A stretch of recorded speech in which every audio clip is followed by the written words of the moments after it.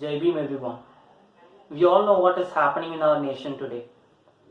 CAA, NRC and UAPA. CAA focuses on protecting the religiously persecuted minorities from the neighboring nations while putting our minorities at risk. NRC is modeled after the Assam Accord to keep the illegal immigrants from having the access to vote. UAPA is a tool to keep any voices against the imperialistic draconian laws at bay. Putting these three together, India is moving towards a Nazi, authoritative, Aryan superiority nation. The problems with these laws will be discussed in this session. Colonization or invasions begin with cultural appropriation and abrogation. It starts with regulating the idea of access, that is, who can have access to education, commonwealth, roads, dress, and property rights. The new NRC-CAA combination is nothing but a neo-colonization step, which turns neo-fascist when powered by UAPA. On what basis is one asked to prove their citizenship? Birth. But Regulation of Birth and Death Act was passed in 1969.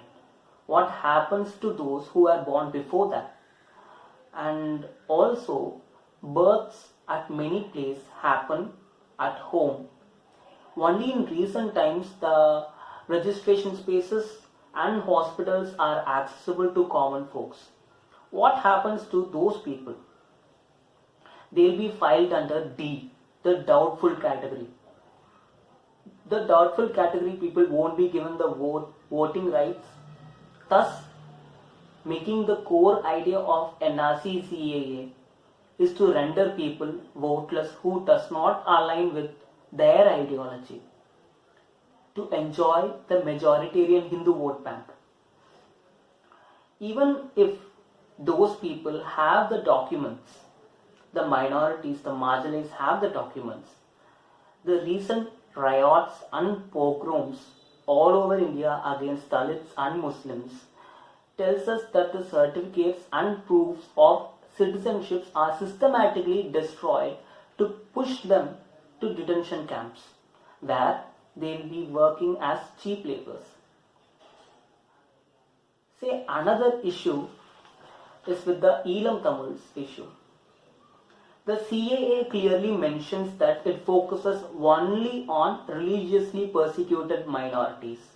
But Sri Lankan Elam Tamil issue is based on racial and lingual persecution. CAA turns a blind eye towards these people. Even if they are sent back, they will be killed by the Sri Lankan army. So there is a biased system in this particular act.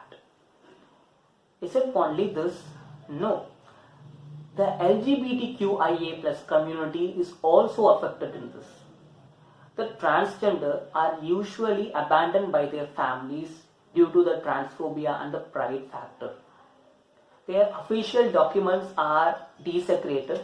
They'll be pushed to the detention camps too, the trans people. Also, orphans and children knowing nothing about their origin will now grow up as slaves in these particular detention camps. This is the problem with the CAA Act. It does not care about any minorities, not just Muslims or Dalits. It does not care about any minorities except for the Hindu minorities from the neighboring nations. Adivasis still live with nature in their own habitat. They don't actually rely on any governmental policies. Only when the capitalistic nation invaded their space, they had to migrate from their own lands and work as migrant laborers in some other spaces. The Adivasis still live with their nature. They are detached from many new reforms of government. They will suffer like Dalits when this particular act is implemented all over India. The Slum Clearance Board often destroys the Dalit ghettos. As most of their proofs are lost, it is a systematic process of regaining the caste supremacy, not just by the Brahminical patriarchy, but even by the dominant intermediate caste. See, even if the government succeeds in establishing this particular Hindu Rashtra, what happens next? Dalit Bahujans will be pushed to the bottom again, and Brahmins will reclaim the Manu order of hierarchical caste system. It's a problem to everyone when 5% of the Indian population tends to enjoy all the resources of a land. The final question we must also consider is, right to protest is the most important right in any democracy. You take away that particular right and everything else is lost in a democracy. The Indian independence is sought by series of protests in many ways. But this particular UAPA, Unlawful Activities Prevention Act, works in a way that it even jails people in non-bailable cases, even though they are peaceful protesters. There are pregnant women in jails. There are activists and UPSC aspirants in jail today. Who does it protect?